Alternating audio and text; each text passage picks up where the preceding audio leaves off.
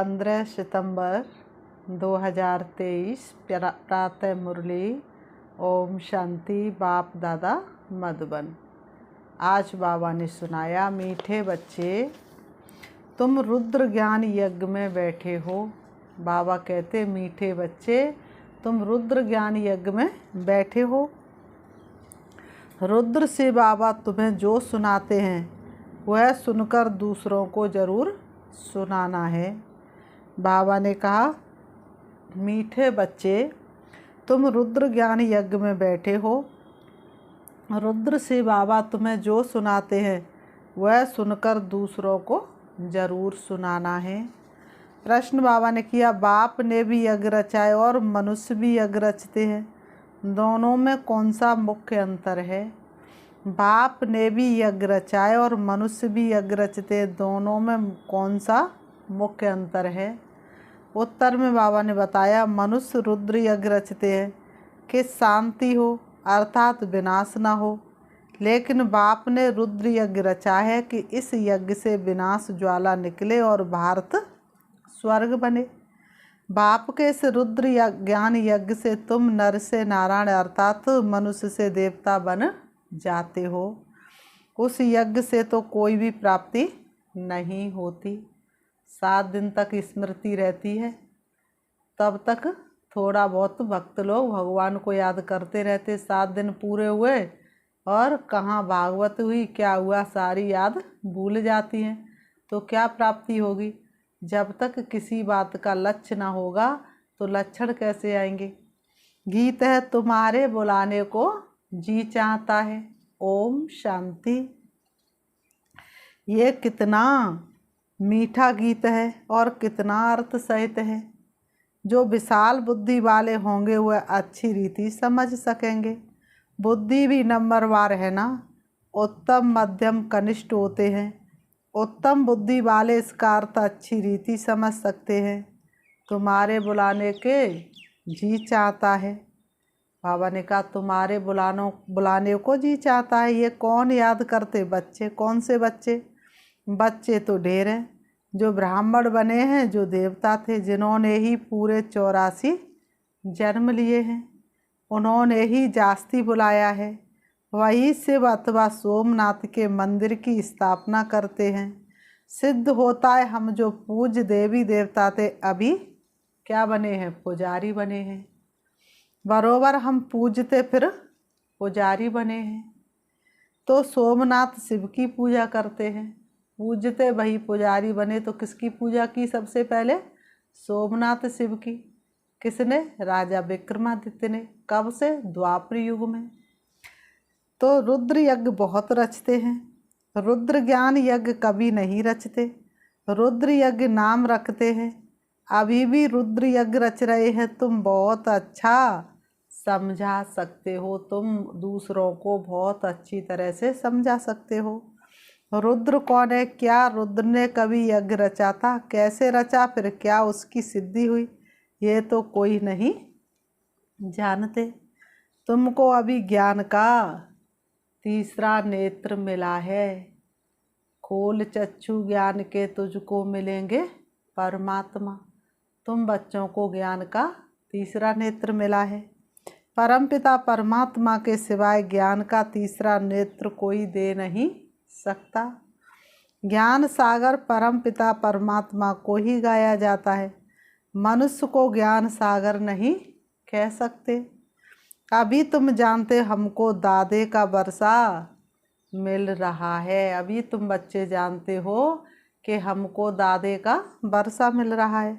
जिसको ही याद करते हैं कि बाबा आकर अविनाशी ज्ञान रत्नों का दान करो, फिर हम भी दान लेकर औरों को करेंगे। बहुत सहज है।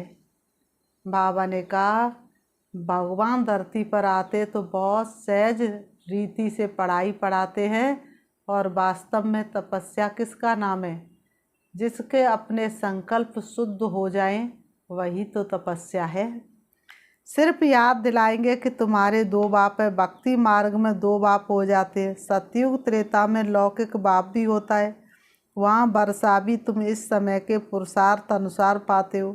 तो तुम बच्चों का माता फिरना चाहिए। ऐसी ऐसी जगह जाकर पूछना चाहिए कि रुद्र यज्ञ किसने रचा था। क्या रुद्र ज्ञान यज्ञ है या रुद्र यज्ञ है? असल नाम है रुद्र ज्ञान यज्ञ। रुद्र तो है निराकार शिव बाबा। रुद्र कौन है? निराकार बाबा। वह कैसे यज्ञ रचेगा? जरूर शरीर धारण करना पड़े। दक्ष प्रजापति का यज्ञ भी मनाते आते हैं, दिखाते हैं। दक्ष प्रजापति यज्ञ में अश्व को स्वाहा करते हैं, लेकिन वास्तविकता को मनुष्य भूल जाते हैं। कौन से अश्व को स्वाहा किया? घोड़े को टुकड़े टुकड़े कर जलाते। बताओ, इसको कोई यज्ञ कहेंगे या पुण्य का कार्य कहेंगे? किसी जीव की हत्या करना, उनको दक्ष प्रजापति यज्ञ कहते। ये तुम अभी जानते हो तो वहाँ लिखना चाहिए ये कौन सा यज्ञ है। बड़ा भवके से यज्ञ करते हैं, बहुत पैसे इकट्ठे करते हैं, बड़े बड़े आदमी दान करते हैं। यज्ञ के नाम पर बड़े बड़े आदमी दान करते हैं। कोई 100 निकालते, कोई 500 निकालते। इस रुद्र ज्ञान यज्ञ में तो तुम सारे स्वाहा होते हो, तन मन धन सहित इस रुद्र ज्ञान यज्ञ में स्वाहा होते हुए। जो भी तेरे पास सब उसकी अमानत है, तो सब उसकी अमानत है ना। उसमें तो थोड़ा थोड़ा पैसा निकाल इकट्ठा करते, फिर ब्राह्मणों को बहुत बड़ी दक्षिणा मिलती है। बाबा ने कहा यहाँ तो तुमको स्वाहा होना पड़ता है, यहाँ तो तुमको भगवान के आगे स्वाहा होना पड़ता। कोई तो ऐसा होगा जो परमात्म कार्य को संभालने के लिए स्वयं को संपूर्ण रीति से स्वाहा करेगा, नहीं तो परमात्म कार्य कैसे संभालेगा। वो बाबा ने कहा वहाँ स्वाहा होने की बात नहीं। यहाँ बच्चे कहते बाबा तन मन धन सहित मैं आता हूँ। वहाँ ऐसे नहीं कहेंगे, आहुति में कभी ऐसे नहीं डालेंगे। आरती आदि होगी, चंदा चीरा होगा, बड़ों बड़ों से लेते हैं। तुम बच्चे जानते इस रुद्र ज्ञान यज्ञ से ही विनाश ज्वाला प्रज्वलित हुई है। वह यज्ञ रचते हैं शांति के लिए। कोई भी थोड़ा सा उपद्रव होगा, पानी नहीं बरसेगा या अधिक पानी बरसने लगेगा या कुछ भी ज़्यादा प्रकृति प्रकोप होगा तो यज्ञ रचेंगे कि शांति हो जाए, विनाश के लिए नहीं। वहाँ शांति का बड़ा आवाज़ करते हैं। शांति तो सारी दुनिया में चाहिए ना। परमात्मा तो क्या है? शांति का सागर है। भगवान तो शांति का सागर है। तुम बच्चों को अर्थ समझाया जाता है, अखबार पढ़ते हो तो ख्याल चलना चाहिए कैसे हम सबको समझाएं। बाप जानते कैसे बीके दुकान संभाल रहे हैं। बाबा तो जानते ना किसकी दुकान कितनी अच्छी संभल रही है। बड़े बाबा बड़े सेठ की दुकानें हैं तो कौन से बीके कितनी अच्छी दुकान संभालते हैं। सेठ का कौन सा दुकान अच्छा चलता है, कौन सा मैनेजर अच्छा है, वह तो बाबा कहते गुड़ जाने गुड़ की गोथरी जाने। ये ब्रह्मा है गोत्री, ये बड़ी रमणीक बातें हैं। तो बाबा ने कहा तो रुद्र ज्ञान यज्ञ के लिए तो लिखा हुआ है इससे विनाश ज्वाला निकली। ये वह यज्ञ करते शांति के लिए, ये है सच्चा यज्ञ। उन ब्राह्मणों के तो अनेक सेठ होते हैं, ये तुम ब्राह्मणों का एक ही सेठ है। बाप है रुद्र, रुद्र बाप कहो, शिव कहो, सोमनाथ कहो। उसने ज्ञान यज्ञ रचा है जिसमें तुम बैठे हो। वह यज्ञ तो 2-4 दिन चलेगा, 7 दिन चलेगा। और ये यज्ञ तो जब तक जीना है तब तक ज्ञान अमृत पीना है। तुम्हारा ये रुद्र या ज्ञान यज्ञ तो बहुत बड़ा है। कितने साल का? 100 साल का। संगम युग कितने साल का? 100 साल का। उसमें टाइम लगता है। यह है नर से नारायण अथवा मनुष्य से देवता बनने का यज्ञ। वह तो ऐसे नहीं कहेंगे, बाप बैठ समझाते हैं कैसे उनको सावधान करो। बड़ों को बोलो ये तुम जो यज्ञ रचते उसमें भूल है। परमपिता परमात्मा कल्प कल्प संगम पर आते हैं। शास्त्रों में तो युगे युगे लिख दिया है, ये भूल कर दिए। वैसे ही रुद्र यज्ञ रचते हैं, वास्तव में रुद्र ज्ञान यज्ञ है। शिव का नाम है रुद्र, उसने ही ज्ञान यज्ञ रचाए। जैसे इब्राहिम ने अपना इस्लाम धर्म स्थापन किया, बुद्ध ने बौद्ध धर्म स्थापन किया, वैसे रुद्र का है ज्ञान यज्ञ, जिससे विनाश ज्वाला प्रज्वलित होगी। तो गोया वो लोग शांति के लिए यज्ञ रचते, अर्थात विनाश नहीं चाहते। स्वर्ग की स्थापना के लिए नरक का विनाश हो तो अच्छा ही है ना। नया घर बने तो पुराना टूटे, अच्छा है ना। तो कलयुग इतना भयंकर दुख दर्द है सर घर घर में, तो सतयुग लाने के लिए भगवान धरती पर आए हैं, तो विनाश हो तो अच्छा है ना। भारत है अविनाशी खंड, जरूर भारत के मनुष्य संप्रदाय बहुत ज़्यादा होने चाहिए। आदि सनातन देवी देवता धर्म था, उनको सारा कल्प हुआ। शास्त्रों में 33 करोड़ लिख दिया है, परंतु ये तो समझाना चाहिए जरूर, और धर्म वालों से देवता धर्म की आदमशुमारी जास्ती होगी। लेकिन वह कन्वर्ट हो गए तो कैसे निकले? बौद्ध क्रिश्चियन मुसलमान आदि जाकर ढेर बने हैं, इसलिए थोड़ी संख्या हो जाती है। ये भी ड्रामा, इसमें समझने की बड़ी विशाल बुद्धि चाहिए। जब तक बुद्धि में ज्ञान नहीं बैठा है तो सिर्फ अर्पणमय होने से क्या फ़ायदा। अर्पणमय तो ढेर बनते हैं, परंतु जो अच्छी रीति धारणा कर और कराते हैं, प्रजा बनाते, वही अच्छा पद पा सकते हैं। तो ये गीत एक्यूरेट है। बुलाने को जी चाहता है, तुम्हारे बुलाने को जी चाहता है। सबसे पहले 84 जन्म किसने लिए होंगे? जो पहले पहले थे वह थे ही देवी देवताएं, सो भी भारत में थे। अभी तो कोई कहाँ कन्वर्ट हो गए। किस लिए? तुम्हारी खातिर सबको भगवान का परिचय तो मिले। एक ही गांव में, एक ही देश में सभी देवी देवता धर्म की आत्मा होती तो इतने सारे भाई बहनों को परमात्मा का संदेश मिलता ही नहीं, तो सबका उड़ाना रह जाता ना कि हमें भगवान का संदेश सुनाया ही नहीं।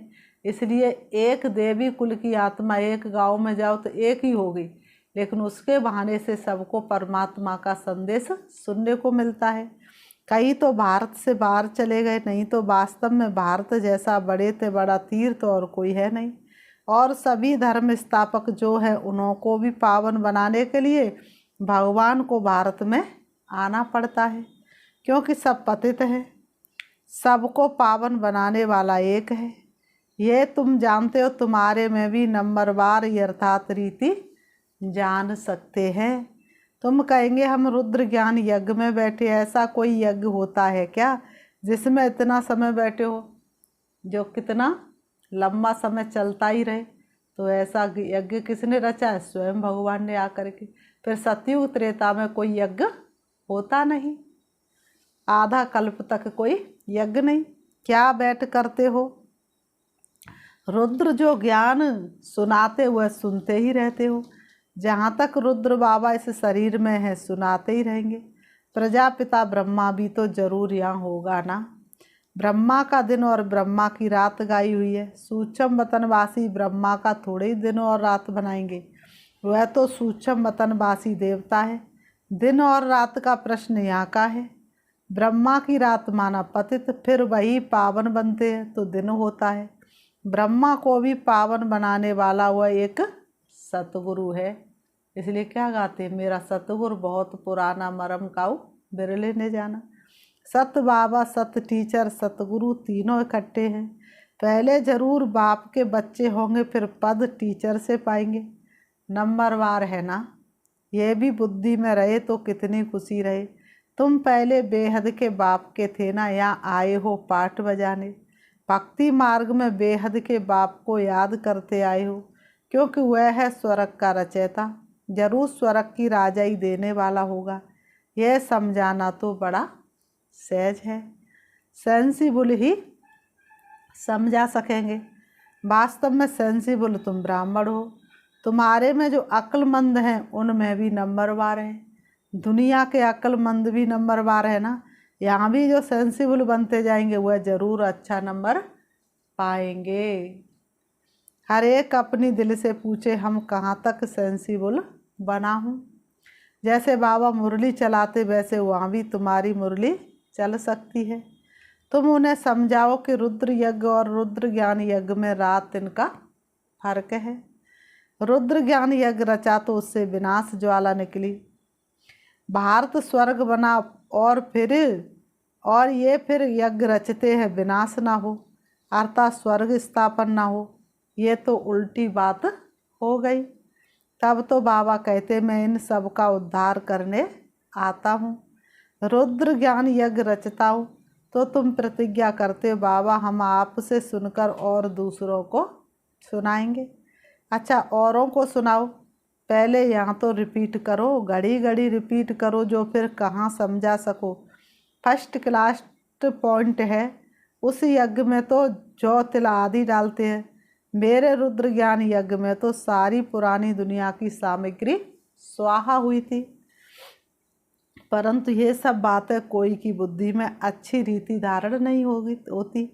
बाप को याद नहीं करते हैं तो बुद्धि का ताला नहीं खुलता है। बाबा कहते हम भी क्या करें, इस समय सबकी बुद्धि पतित है, मलिन है। उनको पावन बनाता हूँ, जो मेरे को याद नहीं करते उनमें धारणा नहीं हो सकती। बुद्धि का ताला कैसे खुले, मुझे याद ही नहीं करते तो धारणा कैसी होगी, तो बुद्धि का ताला कैसे खुले, याद से ही खुलेगा। मोस्ट बिलवेड बाप है, उनकी बड़ी महिमा करते हैं। शिव बाबा की कितनी महिमा है, शिव की पूजा भी होती है तो ज़रूर आता होगा ना।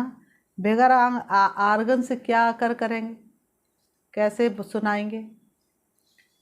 तो अब ब्रह्मा ने में आया हुआ है, तुम बच्चे बाप दादा के सामने बैठे हुए हो, परंतु देह अभिमान होने के कारण इतना लव बाप के लिए रिगार्ड नहीं रहता, डायरेक्शन पर मुश्किल चलते हैं, अहंकार में आ जाते हैं। बाप कहते मैं निरंकारी हूँ, तुमको इतना अहंकार क्यों आता है, बस समझते मैं ही होशियार हूँ, इतना देह अभिमान आ जाता है। अब कोई का पति मर जाता है तो उसकी देह खत्म हो गई, कोई का पति मर गया तो क्या हो गया, उसकी देह खत्म हो गई, बाकी आत्मा निकल गई। फिर ब्राह्मण में आत्मा को बुलाते हैं, देह को तो नहीं बुलाते। भावना रखते तो भावना का भाड़ा मिलता है।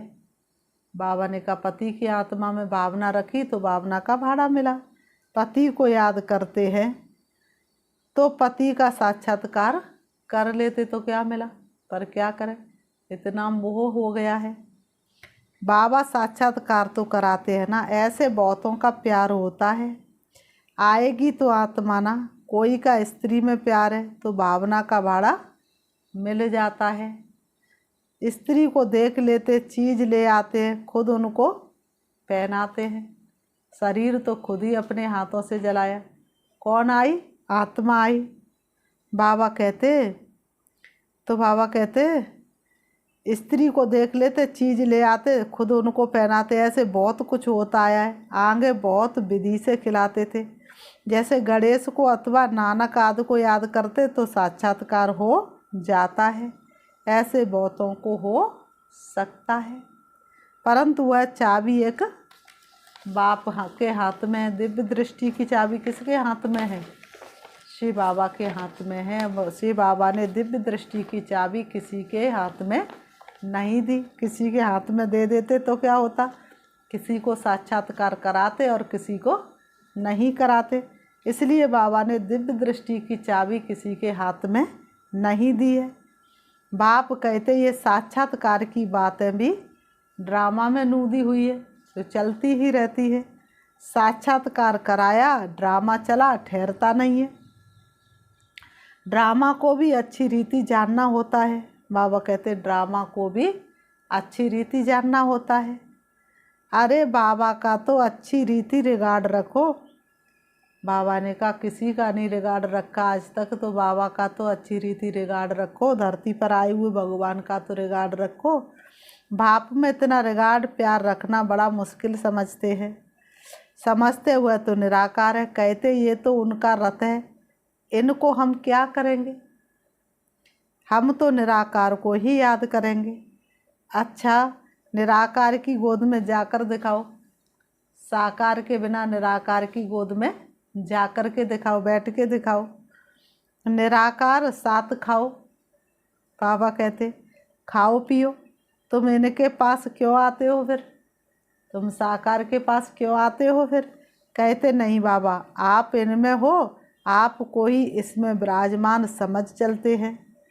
बाबा कहते ये बड़ा मुश्किल किसकी बुद्धि में रहता है। ऐसे बहुत है जो गपोड़े लगाते हैं। हमारा बाबा में बहुत प्यार है, हम इतने घंटे बाबा को याद करते हैं।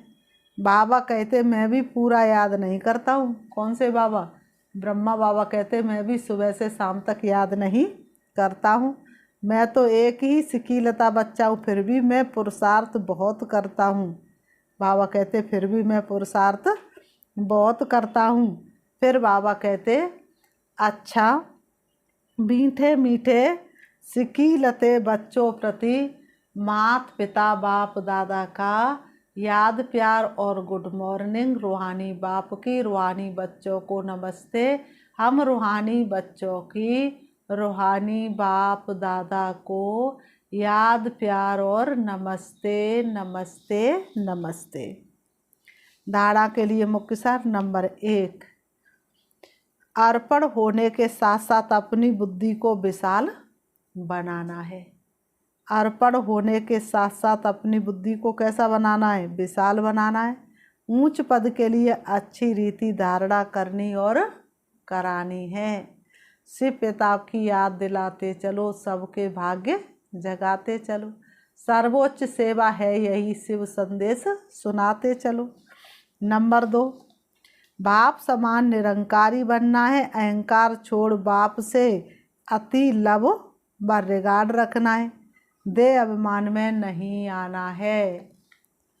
वरदान बाबा ने दिया, मालिक बन कर्मेंद्रियों से कर्म कराने वाली, कर्म योगी कर्म बंधन मुक्त भव। मालिक बन कर्मेंद्रियों से कर्म कराने वाले, कर्म योगी कर्म बंधन मुक्त भव। स्पष्टीकरण है, ब्राह्मण जीवन कर्म बंधन का जीवन नहीं, कर्म योगी जीवन है। बाबा ने कहा ब्राह्मण जीवन कर्म बंधन वाला जीवन नहीं, कर्म योगी जीवन है। कोई कोई तो कर्म में इतने उलझ जाते हैं, उसी को बंधन महसूस करना शुरू कर देते हैं।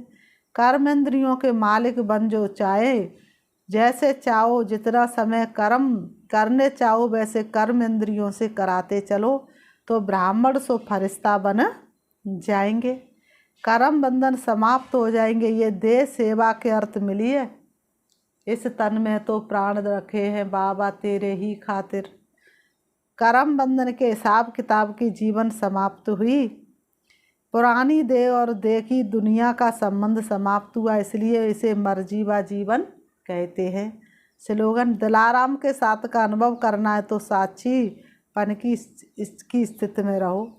दिलाराम के साथ का अनुभव करना है तो साक्षीपन की स्थिति में रहो। अच्छा, ओम शांति। अभी हम बाबा को याद करते हैं। मैं ब्राह्मण आत्मा हूँ, पद्मा पदम भाग्यशाली हूँ। स्वयं भगवान ने मेरा हाथ पकड़ा है। मैं कितनी ना कितनी भाग्यशाली आत्मा हूँ। वास्तव में स्वयं भगवान ने जिम्मेवारी का ताज मेरे सिर पर रखा है। स्वयं पिता परमात्मा ने जो गीता ज्ञान रुद्र यज्ञ रचा है, उस यज्ञ का जिम्मेवार मुझे बनाया है। मैं इस कार्य को पूरा नहीं करूंगी तो भला और कौन करेगा। अनुभव करो, मेरे सिर पर जिम्मेवारी की टोकरी रखी है। स्वयं बाप बैकबोन है, वह इस कार्य को पूरा कराने के लिए मेरा बैकबोन बना है। अब इमर्ज करो सारे विश्व की आत्माओं को और अनुभव करो, मैंने सारी विश्व की आत्माओं को शिव बाबा का संदेश सुना दिया है। अब मैं आत्मा सूक्ष्म वतन में बाप दादा से मिलन मनाने के लिए पहुंच गई। बाप दादा मेरे सामने हैं। बाप दादा के ज्ञान रत्न मेरे कानों में गूंज रहे हैं। ज्ञान की मुरली मेरे कानों में गूंज रही है। बाबा मुझे ज्ञान रत्नों से भरपूर कर रहे हैं। अब बाप दादा का वरदानी हाथ मेरे सिर पर है। मैं आत्मा बाप दादा के संपूर्ण वरदानों से भरपूर हो रही हूँ। मुझे एक एक वरदान फलीभूत हो रहा है। मुझे आत्मा की बुद्धि रूपी झोली संपूर्ण वरदानों से भरपूर हो रही है। बाबा का एक एक महावाक्य मेरे सिरोधार्य है।